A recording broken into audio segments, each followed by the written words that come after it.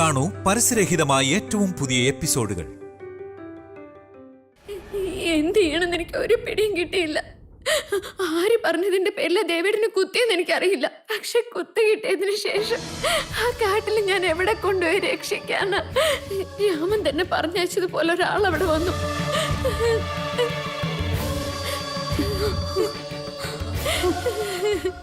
അയ്യോ, സത്യമാണോ മോളെ?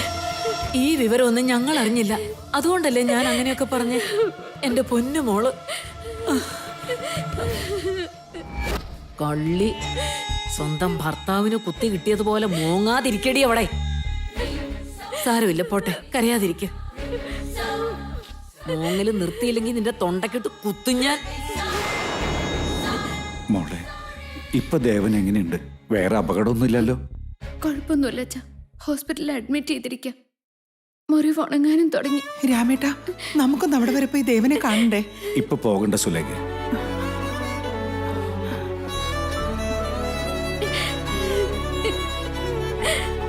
വർമ്മ അല്ലെങ്കിൽ തന്നെ നമ്മളോട് നല്ല ദേഷ്യത്തില്ല.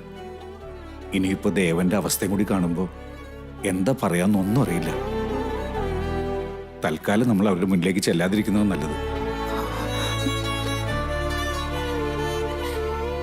ആദ്യം ശ്രേയ അങ്ങോട്ട് ചെല്ലട്ടെ, എന്നിട്ട് നമുക്ക് പതുക്കെ പോകാം. നാളത്തേക്കല്ലേ വൈദേഹിയുടെ നിശ്ചയം തീരുമാനിച്ചിരിക്കുന്നേ.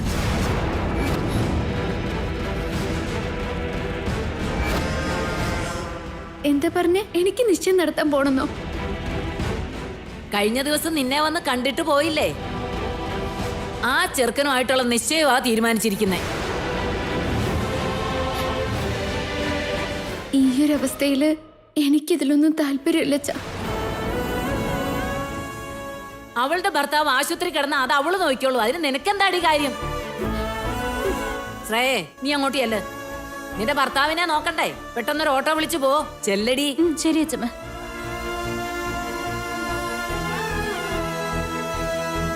മോളെ വൈദേഹി, നല്ല ക്ഷീണമുണ്ടല്ലോ. മോള് ചെന്നൊന്ന് കുളിച്ചിട്ട് വന്നേ.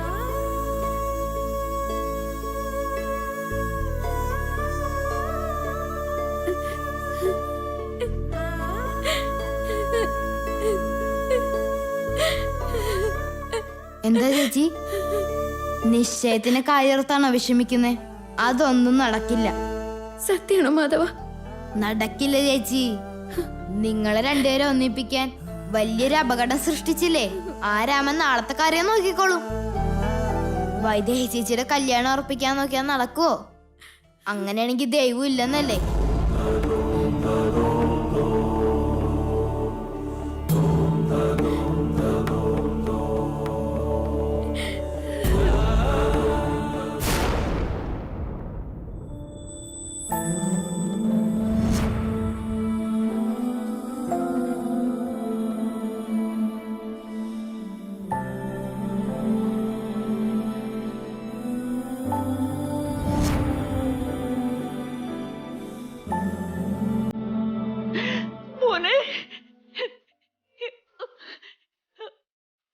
എന്താണ് മോനെ നിനക്ക് പറ്റിയ?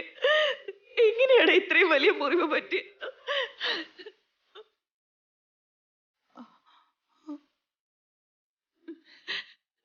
ദേവാ, ഇപ്പൊ നിനക്ക് എങ്ങനെയുണ്ട് മോനെ? നല്ല വേദനയുണ്ടോ? എനിക്കിപ്പോ കുഴപ്പമൊന്നുമില്ല അമ്മേ.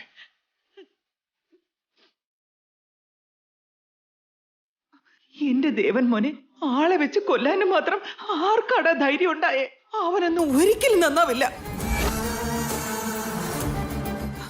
എന്റെ ശാപം അവനെ ഭസ്മമാക്കി കളയും.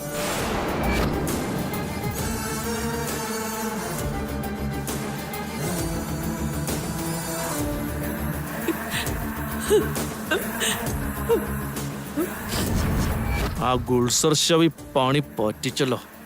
ഒറ്റ കുത്തിന് ചരിച്ചിടാനുള്ളതിന് കത്തി കൊണ്ട് തലോടി പറഞ്ഞയച്ചിരിക്കുന്നു.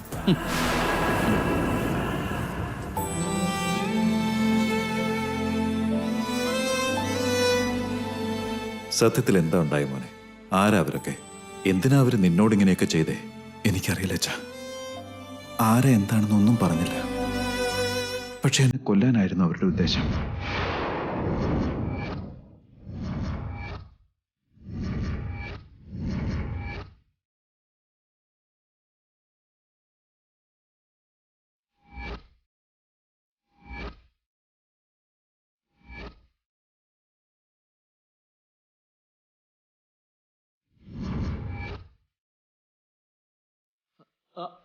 കൊല്ലാൻ നോക്കിയെന്നാ നമ്മുടെ കുടുംബത്തിലുള്ളവരോട് അത്രയ്ക്ക് ശത്രുത ആർക്കാ വലിച്ച?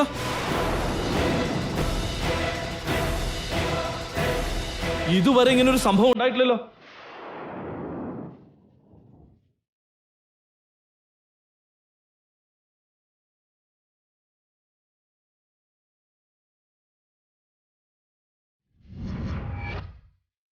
ഈ ഓവർ ആക്ഷൻ ഇന്ന് തന്നെ മനസ്സിലാക്കാം. ഇത് ഇവൻ തന്നെയാ ചെയ്യിച്ചത്.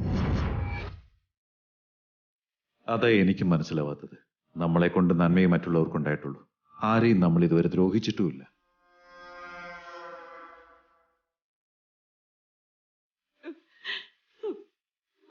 പക്ഷേ നമ്മുടെ വളർച്ച സഹിക്കാൻ പറ്റാത്തവര് കുറച്ചു പേരുണ്ടല്ലോ അച്ഛാ. അവരാരാണോ നമ്മൾ കണ്ടുപിടിക്കണം. അത് കണ്ടുപിടിക്കണോ അജയ? ഇനി അതാരാണെങ്കിലും അവരെ വെറുതെ വിടില്ല ഞാൻ.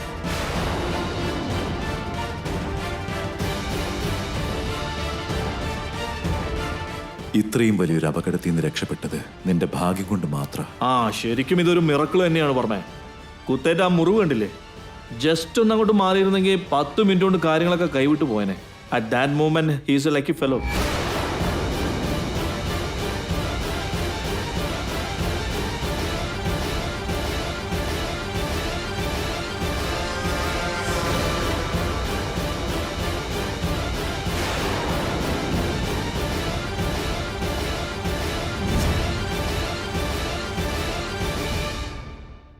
ഇതിനേക്കാളൊക്കെ വലിയ ഭാഗ്യം ആ പെൺകുട്ടിയാ. കൃത്യസമയത്ത് കൂടെ നിൽക്കുകയും സഹായിക്കുകയും ചികിത്സിക്കുകയും കൂടി ചെയ്തില്ലേ? അങ്ങനെ ഒരു വ്യക്തി ഇല്ലായിരുന്നെങ്കിൽ ഇപ്പൊ നിങ്ങളുടെ മകനെ ഇങ്ങനെ കാണാൻ പറ്റില്ലായിരുന്നു.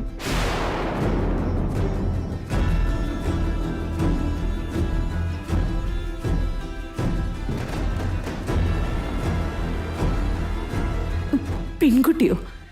ആരാ മോനെ പെൺകുട്ടി? അവളൊരു ദേവതയാ.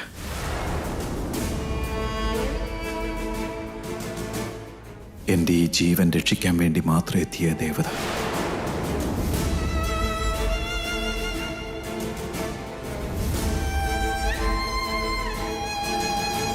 എന്നുവെച്ചാ നമ്മുടെ ജീവൻ രക്ഷിക്കുന്നവരെ നമ്മൾ ദൈവത്തിന് തുല്യമായിട്ടല്ലേ കാണേണ്ടത്? അതൊക്കെ അവിടെ നിക്കട്ടെ ദേവാ. നിന്നെ രക്ഷിച്ച ആ പെൺകുട്ടി ആരാണാവോ? വൈദേഹി.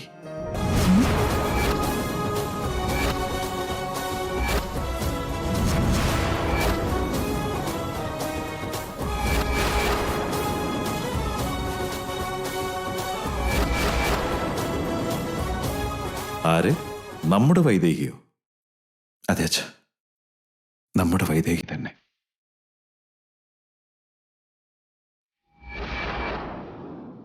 അവൾ വന്നതുകൊണ്ടാണ് ഞാൻ രക്ഷപ്പെട്ടത്.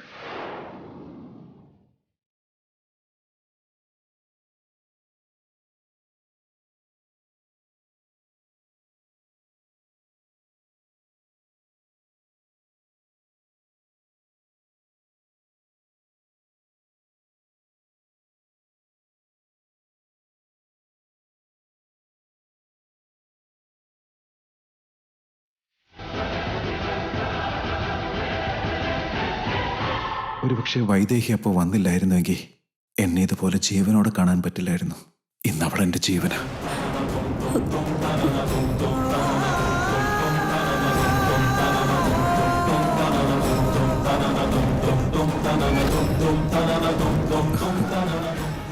എൻ്റെ ജീവൻ രക്ഷിക്കാൻ വേണ്ടി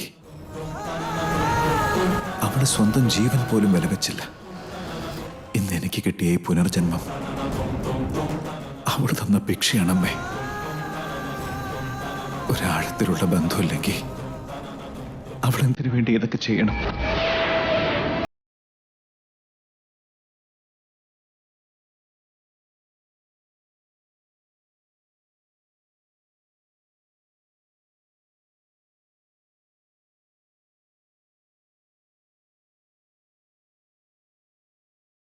എന്തോ അല്ലാന്നുണ്ടെങ്കിൽ ആരോ ഒരാൾക്ക് വേണ്ടി സ്വന്തം ജീവൻ പണയം വെച്ച് ആരെങ്കിലും ഇങ്ങനെ പോരാടുവോ മോനെ?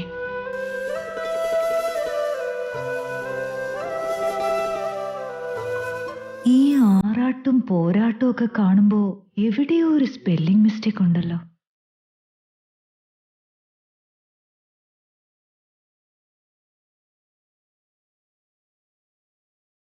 ഭർത്താവ് അപകടത്തിലാണെന്ന് അറിഞ്ഞാ സാധാരണ ആർക്കാണെങ്കിലും കരച്ചിൽ വരും.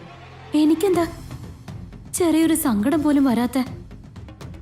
ഇത് താലി കിട്ടിയ ഭർത്താവൊന്നും അല്ലല്ലോ എന്ന് പറഞ്ഞ് കരയാതിരുന്ന ഇവർക്കൊക്കെ സംശയം തോന്നും.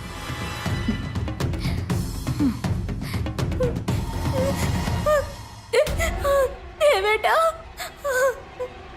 ദേവേട്ടാ, ദേവേട്ടാ, ദേവേട്ടാ.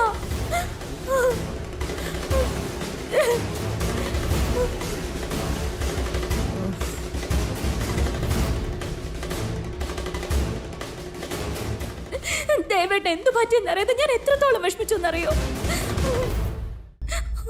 ഭക്ഷണം ഉറക്കം ഒന്നും ഉണ്ടായില്ല. ഭ്രാന്തിയെ പോലെ അലഞ്ഞ് നടക്കായിരുന്നു ഞാൻ. ദേവേട്ടൻ എന്തെങ്കിലും സംഭവിച്ചിരുന്നെങ്കിൽ പിന്നെ ജീവനോടുണ്ടാവില്ലായിരുന്നു ഞാൻ.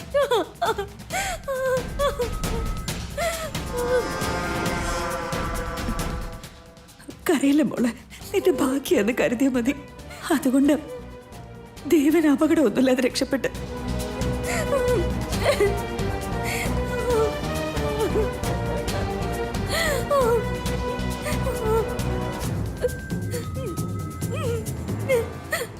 അച്ഛനും അമ്മയും കൂടെ വരാൻ വേണ്ടി പുറപ്പെട്ടതാ. പക്ഷെ ഇവിടെ എല്ലാവരും ദേഷ്യത്തിലായതുകൊണ്ട് അവരിവിടേക്ക് വരാതിരുന്നത്.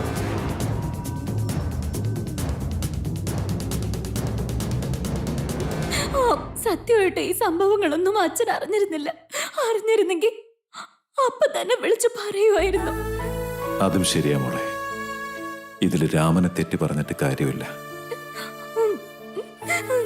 മാത്രമല്ല, ഇന്നെന്റെ മോനെ എനിക്ക് ജീവനോടെ തിരികെ കിട്ടിയത് നിന്റെ ചേച്ചി വൈദേഹി കാരണമാ.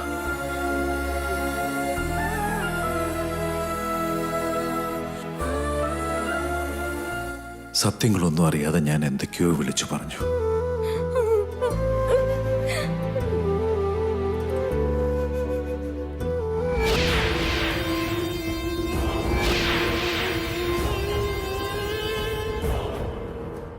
ഇവളുടെ ചേച്ചിക്ക് ഇത് എന്തിന്റെ കേടാ? കഞ്ഞിയിൽ ഈച്ച വീണ പോലെ. എന്തൊരു കഷ്ടത്. ഗുൾസ്രശവി പയറ്റി നോക്കി. പക്ഷെ ഈ പിശാച് ഇടയ്ക്ക് കയറുമെന്ന് അയാൾ അറിഞ്ഞോ? അല്ല, ഇനി അയാളെങ്ങാനും പിടിക്കപ്പെട്ടാലോ?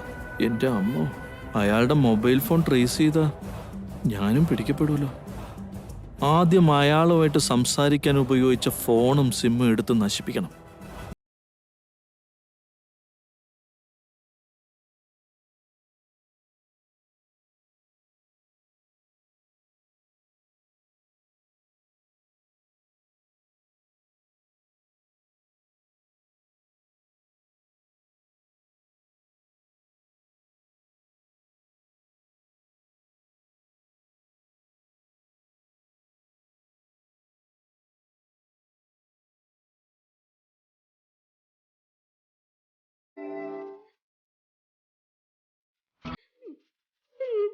ദേവേട്ട,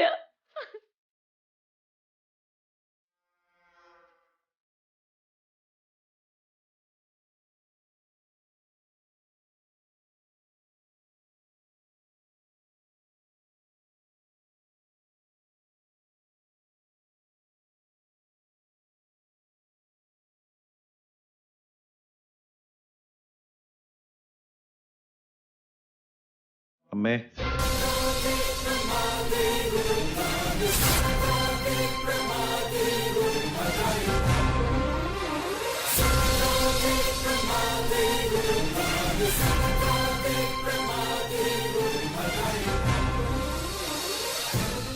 എന്താണ് മോനെ? അവൻ എന്നെ കത്തികൊണ്ട് കുത്തിയപ്പോ എനിക്കെന്തെങ്കിലും സംഭവിച്ചിരുന്നെങ്കിൽ നിങ്ങളെല്ലാവരും എന്നെ ഓർത്ത് വിഷമിക്കൂലോ എന്ന് ഞാൻ ചിന്തിച്ചത്. ഞാൻ മരിച്ചു പോകുമെന്നുള്ളൊരു പേടി എന്റെ മനസ്സിൽ അന്നേരം ഒട്ടും ഉണ്ടായിരുന്നില്ല അമ്മേ.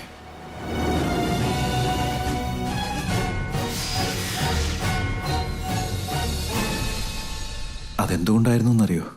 എന്റെ ജീവൻ എന്റെ കയ്യിലല്ലായിരുന്നു.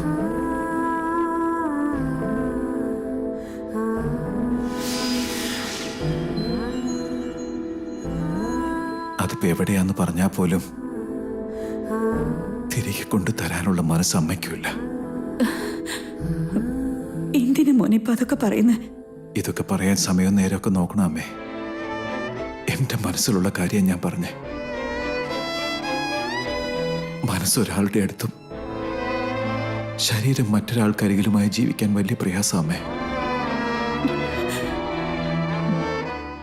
അത് മരണത്തെക്കാൾ വലിയ വേദനയമ്മേ. ദേവ,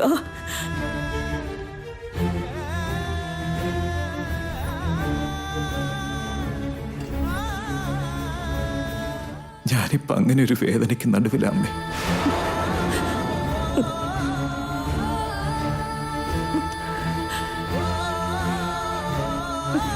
മോനെ, മോനെ ദേവ,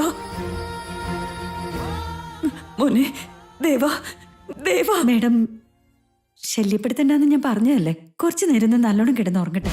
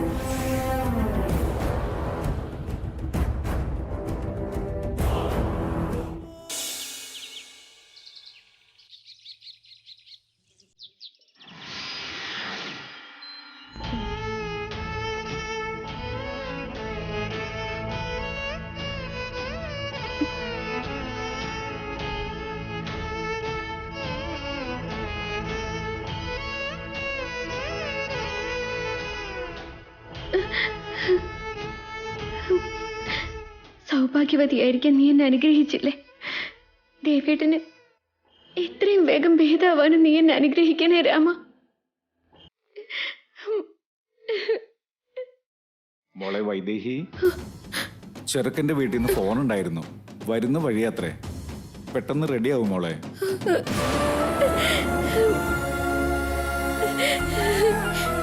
എന്തൊരു പരീക്ഷണം അത്! ഒന്നിന് പുറകെ ഒന്നായിട്ട് എത്രയാന്ന് വെച്ച പരീക്ഷണങ്ങൾ ഞാനും തരണം ചെയ്യാം. ഇന്നലെ ദേവേട്ടന് മരണത്തെ നേരിടേണ്ടി വന്നപ്പോ ഞാൻ എന്തുമാത്രം കഷ്ടപ്പെട്ടു എന്ന് നീ കണ്ടതല്ലേ എന്റെ രാമ. ദേവേട്ടൻ കിട്ടിയ താലി ഇത് കഴുത്തി കിടക്കുമ്പോ മറ്റൊരാളായിട്ട് കല്യാണം, അത് മരണത്തെക്കാളും വലിയ വേദനയാണ്. മനഃപൂർവ്വമല്ലേ ഇങ്ങനൊരു താലി എന്റെ കഴുത്തി കെട്ടി തന്നത്? എന്നിട്ടിപ്പൊ വേറൊരു താലിക്ക് ഏർപ്പാട് ചെയ്യുന്നത് എന്തിനാ?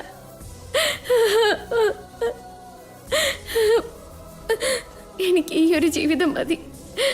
മറ്റൊരാളുടെ മുന്നിൽ ഒരു പരീക്ഷണ വസ്തുവായിട്ട് എന്നെ നിർത്തി കൊടുക്കരുത് രാമ. ഈ നരകത്തിൽ നിന്ന് എന്നെ എങ്ങനെയെങ്കിലും ഒന്ന് രക്ഷിക്കുക.